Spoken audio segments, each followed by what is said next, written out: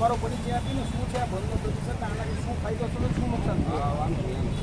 જો મારું નામ નિલેશ મોટકિયા, ગીરગીડા ગામનો રહીશ છું.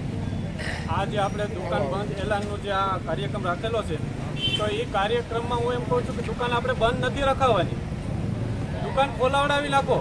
કારણ કે એનું કારણ છે કે આ એક દિવસ બંધ રખાવે અને સમર્થનમાં બધા આવી જાય કે ભાઈ અમે કામ હાટું આ કર્યું હતું.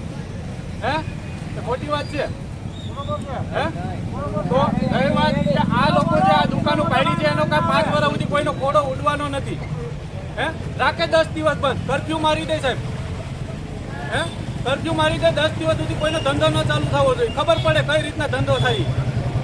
જો અત્યારે ચા લેવા નીકળો છું, બધે કોતતો આવ્યો છું કે ચા નથી મળતી, ક્યાં જવું? કાલે ટ્રેક્ટરના વ્હીલમાં હવા ભરવી હતી, ક્યાં ભરવા જવી? તમારો પ્રશ્ન શું છે કે પ્રશ્ન શું છે? એટલે બસ બંધ થાવ, બીજું કાંઈ છે નહીં. મારો કહેવાનો મતલબ એક જ છે કે આ 82 દુકાનો જે આપણે ભાઈ ઉકાભાઈ કીધી એનો અમને કોઈ વાંધો નથી. હવે અમારું કહેવાનું એ છે મારું કે અહીંથી 2 નંબરથી લઈ બસ સ્ટેપ સુધી કે કોર્ટ સુધી જે કાંઈ જગ્યા હોય એ બધી ખુલ્લી કરાવડાવવાની છે. બરોબર છે, બરોબર છે.